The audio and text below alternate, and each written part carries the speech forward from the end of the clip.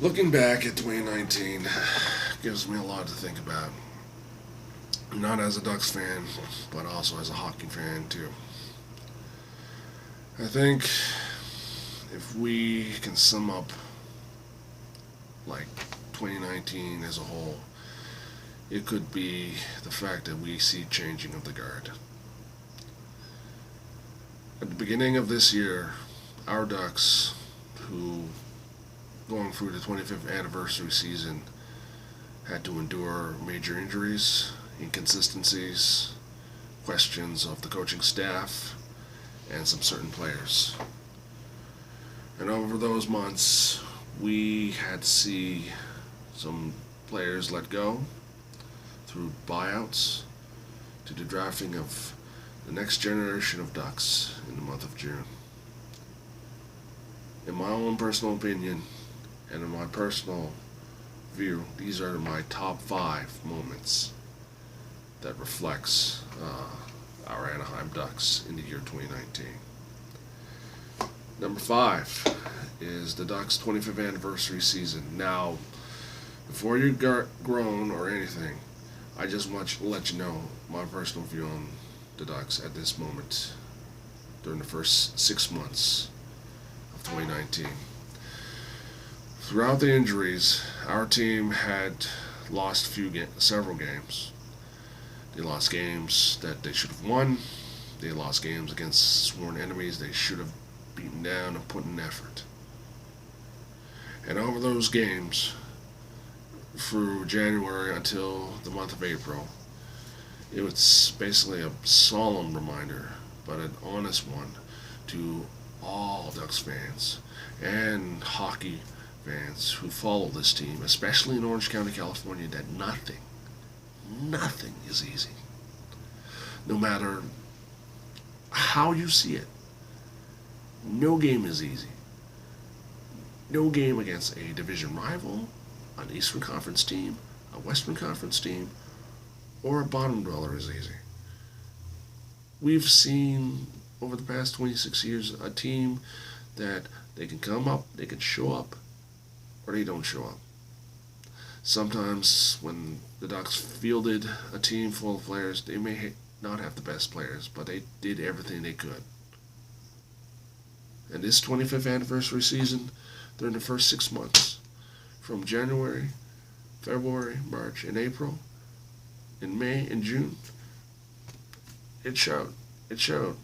Well, put it this way, during the first 3 months, considering the fact that January literally cost them the path to the playoffs. And also, of course, the injuries really did. It really plagued our team, big time. And that was basically it.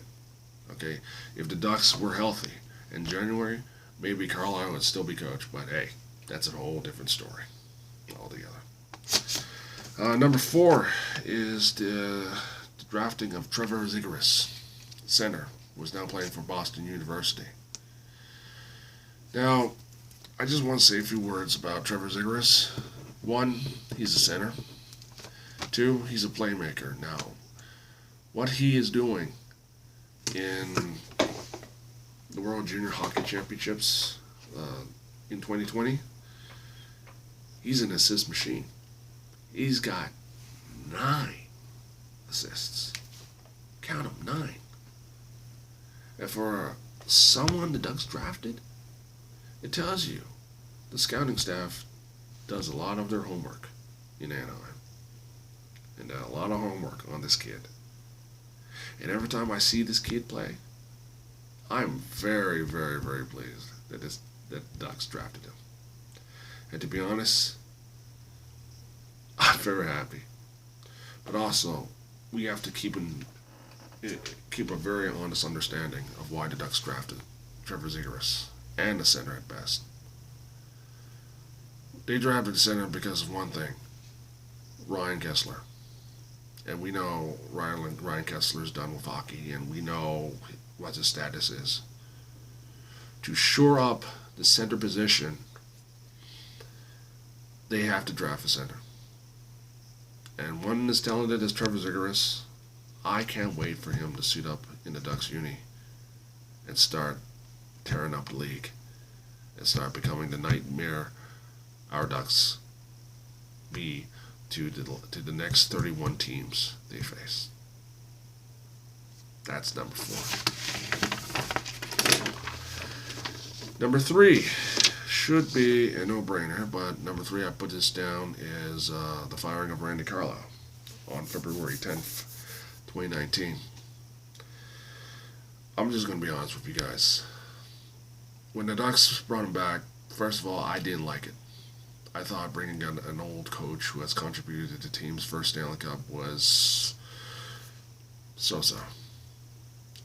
Also, the fact that he is basically known as being an old school coach who is too stubborn to change, too stubborn to adapt. As much as I give him credit, as much as we have given him credit, he was a short-term fix. And believe me, when the Ducks won and snapping that 4-year Game 7 losing streak, it was it. It was basically it. He was running for a short-term fix. I mean, it was a matter of time after that losing streak in January and the total collapse, implosion of the team as a whole. You could see the writing was on the wall.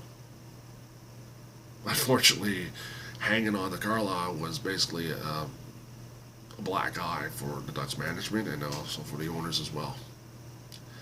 And it really soured for many of the Ducks fan base, including those who follow them in Orange County, in Anaheim, California, and those who I know very well, who are friends. Now, for Carlisle, you can see it both ways. He has his supporters, he has his haters, but he is what he is, an old school coach that was brought in for a short-term fix. He was brought in because Bob Murray was feeling the heat. I mean, after 4 straight years of Game 7 losses, yeah, you would feel the heat. You would feel the heat. You would feel your job security would be in question. Who wouldn't? And it is what it is. Hey, it's a business. Number 2, on my personal 2019 moments, the retiring of Scott Niedermayer on February the 17th of 2019. Now, why I put that down is because if it was not for Scott Niedermayer signing with the Ducks, doing no small part, doing the contributions to Scott's brother, our Ducks would not have won their first Stanley Cup. Our Ducks would not have made history, becoming the first California team to win the Stanley Cup. And to be frank, he was the best free agent signee in the Ducks' 26-year history. And it showed. And it really showed. And it really showed in the years that he had been with this team, even though it was short. I think it was with the Ducks from 2005 until 2010 or somewhere around like that. But all in all,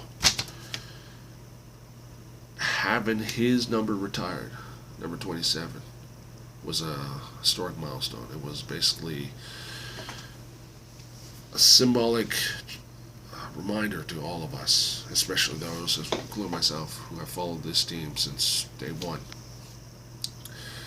that he earned the title and earned being called Anaheim Ducks great and a Ducks legend. And he was one of the best captains the Ducks have. I kid you not. And finally, number 1. And I think most of you know what number 1 is. The Corey Perry buyout. June 19th, 2019. An end of era. Corey Perry, or Scory Perry as everyone calls him, a super pass. He always uses that right there to get under the skin of many of the Ducks' rivals, enemies, opposing players. Tried to use that psychological warfare. And as a diehard, passionate Ducks fan, or super fan as you call it, he is one of the best players in Ducks history. And he is one that is worthy to have number 10, along with Ducks legendary goalie J.S. Giguere, to be hanging up on the rafters of the Honda Center. From 2005 and 2019, he, along with Ryan Getzlaf, were one of two players, longest serving players, who have been during the Mighty Ducks era and the Anaheim Ducks of today. 14 seasons. 14 seasons. Longer than Ducks legend Paul Kariya. And that in itself is a positive mark. But one thing about Corey Perry is that he made his mark in a big way. One, he contributed to the Ducks winning Stanley Cup. Two, he joined the 50-goal club, or hit the 50-goal mark, becoming the third Ducks player to do that. The other two, Paul Kariya, Timo Solani. And one more thing, he was the first Mighty Ducks, Anaheim Ducks player to win the MVP awards. MVP being,